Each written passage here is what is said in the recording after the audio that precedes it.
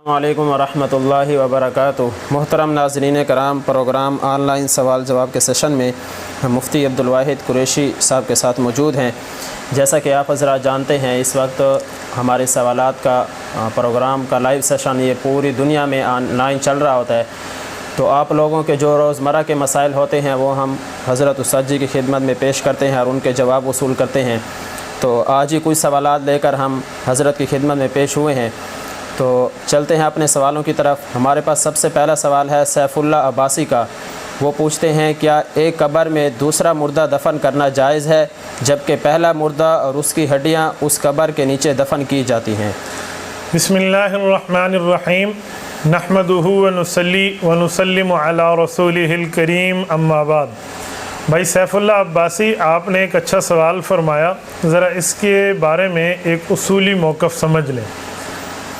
یہ کبھی نہیں ہوتا کہ ایک مردہ نیچے موجود ہو، اس کی قبر کو کھود کر دوبارہ دوسرا مردہ وہاں دفنا دیا جائے۔ اللہ رب العزت کی حکمتیں ہیں، اللہ کے علم میں ہے، اللہ قبر کے عذاب سے محفوظ فرمائے۔ کسی وجہ سے قبر میں جسم ختم ہو گیا ہے، وہ قبر خالی ہو گئی ہے، آپ نے وہاں قبر کھودی ہے، اس جگہ آپ نے دفنا دیا ہے، اس کی تو گنجائش ملتی ہے۔ یوں نہیں ہے کہ آپ اس مردے کی باقیات کے ساتھ اس کو بھی جا کر دفن کر دیں، یوں ٹھیک نہیں ہے۔ نمبر 2، قبر میں دفن کرنے کے لیے ضروری ہے کہ آپ قبر کی حد تک اس کو کھودیں۔ قبر کی حد تک یہ عام طور پہ ناف جتنی جگہ، یعنی پاؤں سے لے کر ناف جتنی جگہ، اتنا نیچے کھودنا پڑتا ہے۔ اگر اس سے اوپر آپ نے کھودا ہے تو پھر وہ قبر نہیں ہے، وہ تو آپ نے دیوار میں چن دیا ہے۔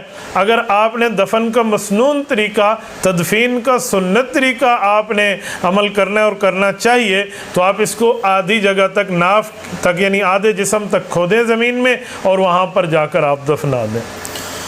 حسنین خان پوچھتے ہیں کیا نماز میں بندہ رو سکتا ہے؟ مثلا اپنے کیے پر روئے تو اس سے نماز ٹوٹ جاتی ہے یا نہیں؟ بھائی حسنین، نماز میں رونے پر ایک دو باتیں غور سے سمجھیں۔ ایک ہے، نماز میں آیت قرآنی ایسی آئی ہے جس کا ترجمہ آپ کو معلوم ہے، جس کا مطلب آپ جانتے ہیں، وہ عقاب کا ذکر ہے یا جنتیوں کے ثواب کا ذکر ہے یا دوزخیوں کے عذاب کا ذکر ہے۔ آپ نے اس ذکر کو سنا، آپ کے دل میں ایک وحی الہی سننے پر خوف الہی کی کیفیت طاری ہوئی اور آپ کو رونا آ گیا۔ یہ رونا مستحسن بھی ہے، بہت اچھا بھی ہے۔ رسول اقدس صلی اللہ علیہ وسلم، صحابہ کرام سے بطور امام یہ ثابت بھی ہے۔ یہ رونا تو اس رونے سے نماز نہیں ٹوٹتی۔ دوسرے رونے کی قسم یہ ہے کہ آپ اتنا رونا شروع ہو گئے ہیں کہ اس رونے کی آواز بننا شروع ہو گئی ہے۔ رونے کی آواز کا معنی وہ رونے کی آنکھ وہاں، یہ پوری آوازیں شروع ہو گئی ہیں، تو وہ لفظوں میں دوسرے لفظوں کی آمیزش کی وجہ سے پھر آپ کی نماز ٹوٹ جائے گی۔ خالی آنسوں بہہ جانے سے یا رو لینے سے اور بغیر آواز کے رو لینے سے یا اس کی رونے کی اپنی آواز نہ بنے تو آپ کی نماز ہو جائے گی۔ نماز میں کسی قسم کا کوئی خلل نہیں ہے۔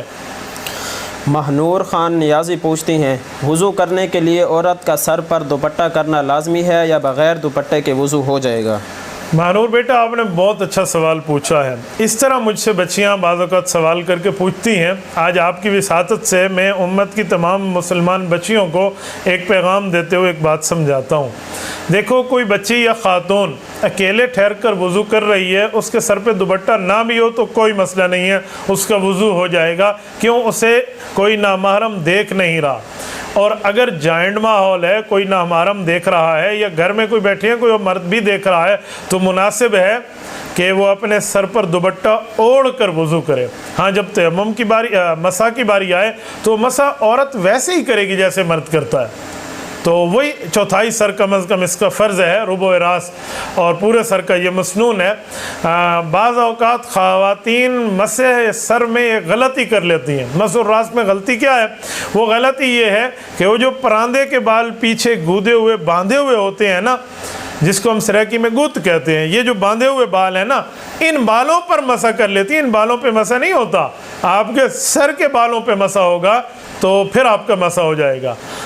ایک بچی نے تو اس دن عجیب بات پوچھ لی، اس نے کہا جی سر سے دوپٹہ نہیں ہوگا تو وضو کیسے ہوتا ہے؟ سنت طریقہ ہے، سر پہ دوپٹہ پہن کے سنت ادا ہو سکتی ہے۔ میں نے کہا میرا بیٹا آپ کی بات بہت اچھی ہے، میں آپ کو اپریشیٹ کرتا ہوں کہ ایسے ہی وضو کرنا چاہیے، لیکن کسی بچی کے سر پہ دوپٹے کا کپڑا نہیں ہے اور دوپٹہ نہ ہونے کی وجہ سے اس کا وضو نہ ہو، یہ ہوگا؟ کہتی ہاں یہی ہوگا۔ میں نے کہا یہ بات غلط ہے۔ کہتی ہے وہ کیسے؟ میں نے کہا جب وہ غسل جنابت کرتی ہے، پاک ہونے کے لیے نہاتی ہے تو اس کے جسم پہ کپڑا ہوتا ہے؟ کہتے ہیں غسل خانے میں تو کپڑا نہیں ہوتا۔ تو میں نے کہا بغیر پورے جسم کو کپڑا ڈھانکے، یعنی حالت برہنہ میں وہ غسل کرے تو وہ اپنی پلیتی سے پاک ہو سکتی ہے۔ تو وضو اور بے وضو ہونا تو چھوٹی پلیتی ہے، وہ اس سے وضو کر لینے سے سر سے کپڑا ہٹ گیا تو اس پر وضو پہ بھی کوئی اثر نہیں آئے گا۔ اس لیے دونوں مسئلوں میں فرق کر کے آپ سمجھیے۔ محمد ندیم پوچھتے ہیں کسی جگہ اگر ہماری سربراہ کی حیثیت ہو تو کتنی سختی اور نرمی کی جا سکتی ہے؟ وسیم بھائی، حدیث پاک ہے الا کلکم راع و کلکم مسئول عن رعیتہ، اللہ کے رسول صلی اللہ علیہ وسلم کا فرمان عالی شان ہے تم میں ہر بندہ اپنی طاقت کے مطابق یہ حکمران ہے، اور حکمران سے ان کی رعایا کے بارے میں اس سے سوال ہوگا۔ تو جب آپ کسی جگہ ہیڈ آف دا ڈپارٹمنٹ ہیں، آپ محکمے کے جو ہے نا کیا کہتے ہیں کرتے دھرتے ہیں، آپ آفیسر ہیں اپنے دفتر کے، تو جس حد تک آپ کا رینک ہے، جس حد تک آپ کی پاور ہے وہ چلتی، آپ خلاف شریعت کام نہ ہونے دیں۔ جیسے آپ ملک کی سلامتی کے خلاف کام نہیں ہونے دیتے، اپنی حدود میں، اپنی قواعد میں، اپنی قوانین کے دائرہ کار میں رہ کر آپ کام کرتے ہیں، تو اسلامی حدود بھی آپ کی ذمہ داری ہے۔ وَتِلْكَ حُدُودُ اللَّهِ وَمَن يَتَعَدَّ حُدُودَ اللَّهِ فَقَدْ ظَلَمَ نَفْسَهُ۔ پھر آپ نے بھی وہ line of the control, boundary of the Islam cross نہیں کرنے دینی۔ پھر آپ نے اپنی طاقت کو استعمال کرنا ہے، اپنی پاور کو ایکسپوز کرنا ہے، اور آپ نے ان کے سامنے اپنی قوت تنفیذ کو لانا ہے کہ میں نے اس طرح نافذ کرنا ہے۔ جتنی آپ کی طاقت ہے اس حد تک آپ کر سکتے ہیں، اور جو آپ کی طاقت سے، آپ کے کنٹرول سے، آپ کی ڈیوٹیز سے، آپ کی پاور سے باہر ہے، اس پر آپ سے پوچھ نہیں ہوگی۔ تنویر زید پوچھتے ہیں کیا ابو طالب کے نام کے ساتھ حضرت لگانا کیسا ہے؟ بھائی تنویر، میں تو لگاتا ہوں، میں تو بڑا احترام کرتا ہوں۔ حضرت ابو طالب حضرت رسول اللہ صلی اللہ علیہ وسلم کے شفیق چچا ہیں، محسن چچا ہیں، اچھے چچا ہیں۔ حضرت ابو طالب جب تک زندہ سلامت رہے، رسول اللہ کے خلاف کھل کے آنے کا اتنی جرأت کی ان کو وہ نہیں ہوا جو حضرت ابو طالب کی وفات کے بعد ہوا ہے۔ حضرت ابو طالب کی وفات کے بعد تو ان لوگوں نے رسول اللہ پہ زمین تنگ کرنا شروع کر دی۔ حضرت ابو طالب اور حضرت خدیجہ رضی اللہ تعالیٰ عنہ ایک سال میں فوت ہوئی ہیں۔ رسول اقدس صلی اللہ علیہ وسلم نے اس سال کو عام الحزن قرار دیا ہے کہ اس سال غم آئے ہیں، تکلیفیں آئی ہیں، مصائب اور آلام سے واسطہ پڑا ہے، تو ان کے نام کے ساتھ حضرت کا اضافہ ان کے لیے عزت اور احترام کے الفاظ، اور انہوں نے رسول اللہ کی جو خدمت کی ہے اس کا پاس ہمیں رکھنا چاہیے، اور ہمارا رکھنا ہمارے اوپر قرض بھی ہے اور امت کو بتانا فرض بھی ہے۔ یہ ٹھیک ہے وہ کلمہ طیبہ کی دولت سے مالا مال نہ ہو سکے، اس بارے میں ایک تفصیل موجود ہے، لیکن اس کا مطلب یہ نہیں ہے کہ آپ حضرت ابو طالب کے خلاف زبان درازی کیجئے، یا حضرت ابو طالب کو برے الفاظ سے پکاریے، یا حضرت ابو طالب کی عزت اور احترام اور توقیر میں آپ کچھ رکھنا ڈالیے۔ ایسی کوئی بات نہیں ہے۔ ہمارے حضرات اہل السنت والجماعت، ہمارے تمام اکابرین، علماء احناف، علماء دیوبند، اہل حق ان کی قدر کرتے ہیں اور قدر کرنا چاہیے، اور ہم ان کی قدر رسول اقدس صلی اللہ علیہ وسلم کی وجہ سے کرتے ہیں کہ وہ رسول اللہ کے شفیق چچا تھے، حضور پاک علیہ السلام پر شفقتیں کی ہیں، رحمتیں کی ہیں، برکتیں کی ہیں، رسول اللہ صلی اللہ علیہ وآلہ وسلم کی حفاظت کی ہے، رسول اللہ کو دل و جان سے چاہا ہے۔ اسلام کی دولت میرے مولا کے ہاتھ میں ہے، اسلام کی عزت میرے اللہ کے ہاتھ میں ہے۔ سورۃ قصص آیت نمبر 56 نے فیصلہ کر دیا، انک لا تہدی من احببت ولکن اللہ یہدی من یشاء۔ میرے مولا جسے رب چاہتا ہے، میرے مولا میرا اللہ جسے چاہتا ہے اسے ہدایت دیتا ہے، کسی کی چاہنے پر ہدایت نہیں ملتی۔ تو اللہ رب العزت کے ہاتھوں میں ہدایت کی کنجی ہے، وہ اللہ کا معاملہ، لیکن انہوں نے دنیا میں رسول اقدس صلی اللہ علیہ وآلہ وسلم پہ اپنا تن من دھن نچھاور کیا ہے، اور ہمیں ان کی عزت اور احترام میں کسی قسم کی کوئی کمی بیشی کے الفاظ کہہ کر گستاخی کا مرتکب نہیں ہونا چاہیے۔ سید محمود پوچھتے ہیں کیا اونٹ کو ذبح کرنے کے بعد اس کے سر کو صاف کر کے کھانا جائز ہے؟ بیٹا سری پائے آپ نے کھانے ہیں حلال جانوروں کے، جس کو ذبح کیا جا سکتا ہے اس کی سری پائی کھایا جا سکتا ہے۔ کیسے پکتی ہے کیسے نہیں پکتی یہ سری پائے پکانے والے ماہرین اور ایکسپرٹ آپ کو بتائیں گے، باقی اس کا کھانا جائز ہے۔ ام اسامہ پوچھتی ہیں عورت کی آواز کا پردہ کس حد تک ہے؟ ام اسامہ بہت اچھا سوال آپ نے کیا، بہت اچھا، یہ بھی برابر پوچھے جانے والا سوالوں میں سے ایک سوال ہے۔ خاتون کی آواز کا پردہ اس طرح تو نہیں ہے کہ وہ ستر ہے، جیسے ستر عورت چھپانا فرض ہے ایسے عورت کی آواز بھی ستر ہے، یوں تو نہیں ہے، یہ تو اتفاقی بات ہے، لیکن بغیر ضرورت کے گفتگو نہیں کرنی چاہیے، کوئی ضرورت ہو کوئی وجہ ہو پھر بات ہے۔ قرآن کریم سورت نمبر 33 سورت احزاب آیت نمبر 32 اور 22 پارے کا پہلا صفحہ، فَلَا تَخْضَعْنَ بِالْقَوْلِ فَيَطْمَعَ الَّذِي فِي قَلْبِهِ مَرَضٌ وَقُلْنَ قَوْلًا مَعْرُوفًا۔ اللہ نے خاتون کو گفتگو کا طرز فرمایا، کہا لچک پیدا کر کے آپ بات نہ کریں، کہیں یہ نہ ہو جس کے دل میں بیماری ہے مزید اس کی دل میں طمع اور لالچ بڑھ جائے۔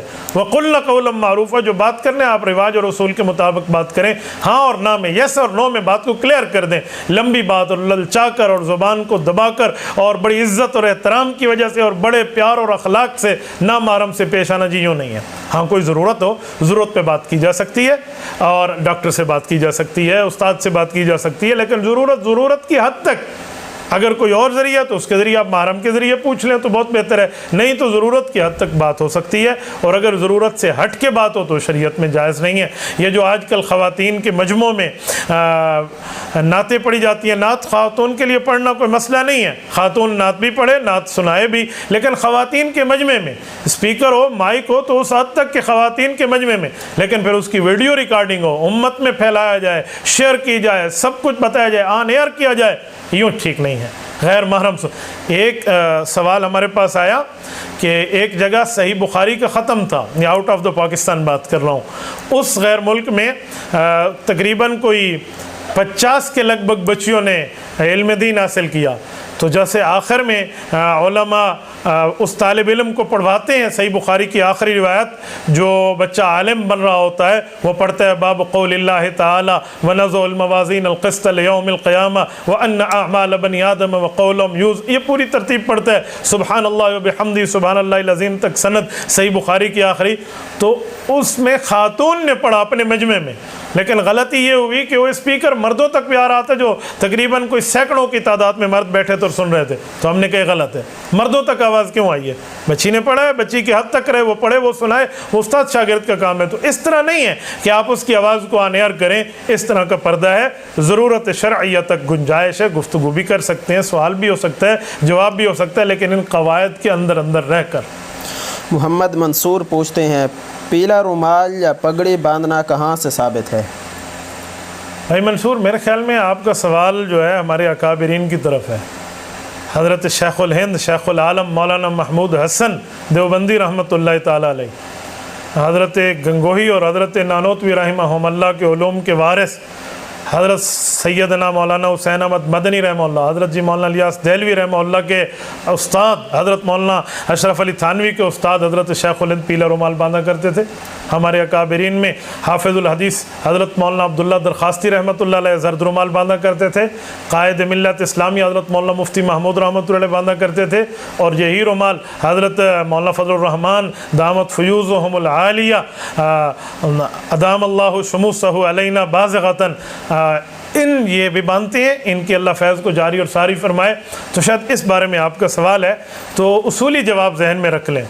زرد امامہ، یہ اس کو ہم امامہ جبرائیلی کہتے ہیں، وہ کہتے ہیں نا پگڑی پیلی پیلی ہے سنت جبرائیلی ہے، تو سنت جبرائیلی کیسے ہے؟ آپ طبرانی اٹھائیں، کنز الامال اٹھائیں، یہ آپ وہاں سے دیکھ لیں، فیض القدیر دیکھ لیں، اس میں حدیث پاک موجود ہے حضرت عبداللہ بن زبیر رضی اللہ تعالیٰ عنہ کے واسطے، رضی اللہ عنہما کے واسطے سے، کہ جب بدر میں فرشتے آئے تھے اور اللہ نے اس ذریعے سے فتح عطا فرمائی تھی مسلمانوں کو، تو ان کے عمامے زرد تھے، تو امامہ زرد رکھنا ہے بالکل ٹھیک ہے، تو یہ وہاں ثابت ہے۔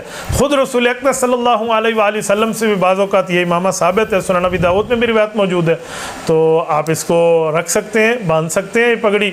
موجودہ دور میں تو یہ پیلا رنگ یہ اہل باطل کے سامنے ویسے ان کے سینے پر مونگ دلنے والی بات ہے، اہل کفر کی گردن پہ پاؤں رکھنے والی بات ہے، تو یہ رومال بہت اچھا ہے، یہ پگڑی بہت اچھی ہے، تو اس کو آپ باندھ سکتے ہیں۔ جو چند دلائل تھے وہ میں نے آپ کی خدمت میں رکھ دی ہیں۔